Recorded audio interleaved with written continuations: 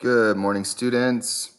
I'm just going to give you a little bit of more background about this land art movement so that you hopefully get some ideas from that about where this movement came from. So, sorry, just starting a timer here. So let's get into it. So what I want to do first is just mention some of the history of humans using found materials, natural materials to make objects. Whether or not they're considered art is sort of debatable. First, I want to mention this geoglyph, this medicine wheel that exists outside of a former small town in southern Alberta called Majorville. And it's estimated to be about 5,000 years old. So older than Stonehenge, older than the Great Pyramid at Giza, etc. Okay, so what remains of this geoglyph or this medicine wheel is a central cairn of boulders here, and you can see where people have actually added offerings, spiritual offerings, medicines. This is an image from above that shows that central cairn and then some of the spokes that have been kind of superimposed on that, so you can see where these different spokes refer to the calendar, essentially. So it's been proven that this site was used as a calendar for both the moon and the sun. Okay, also looking in North America, we've got examples such as the Great Serpent Mound in Ohio.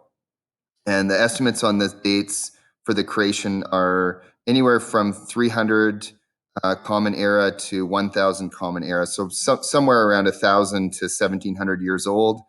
And this is what that one looks like. And this would have been created by piling up dirt or mounding up dirt. So there's examples of all kinds of mound building throughout North America, including here in Canada. This is sort of the most prominent example, though, which exists in the US, in Ohio. Other examples of this type of work from the past, we've got the Nazca lines in Peru. And so these are markings in the soil. Essentially, you can think of them as like pathways where the ground has just been modified by kind of carving it out or walking. And they're giant geoglyphs or giant images that are made of basically just marked soil and are visible only from the sky. Okay, so moving forward in history now, in the last century, roughly around the 1960s, this movement known as land art started to emerge in the United States predominantly, but throughout the world, and certainly has had an impact throughout the world to this day. So artwork is not put in a place; it is that place. Is a quote from Michael Heiser, one of the leading land art representatives. So here we've got, take a look at Richard Long's work, and interesting that he's gone to Peru to do this work. This is a line made by walking. So you can just see where he's walked back and forth through this vegetation to create a line. Okay, so very subtle way of drawing, if you want to think of it as a drawing, creating line just by walking. Right, next we've got Mary Miss, another US artist. You can see here where she's created this negative space, this cavity into the ground by removing soil and creating this underground architecture. You'll see that these kind of negative spaces seem to be a common theme too with the land artists. Here we've got a work by Michael Heiser, again with removal. So you can see on both sides of this valley where all of this material has been removed. So a huge excavation. This would have been quite an undertaking to make this work. Again, as a negative space.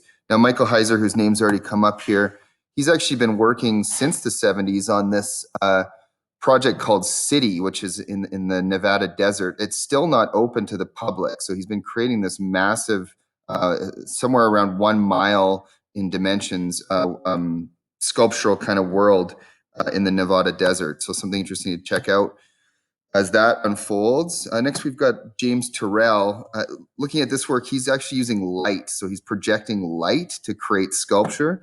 And that's sort of his early work. But if we move on, you can see where he's gone out into the land. So this is where he's actually purchased a volcano. And he's building all this internal architecture inside the crater of the volcano, where we can look up and see through these apertures and experience celestial events and things like that. So again, kind of recalling that medicine wheel that we looked at ancient Indigenous cultures in Canada using. Next, we've got Maya Lin, another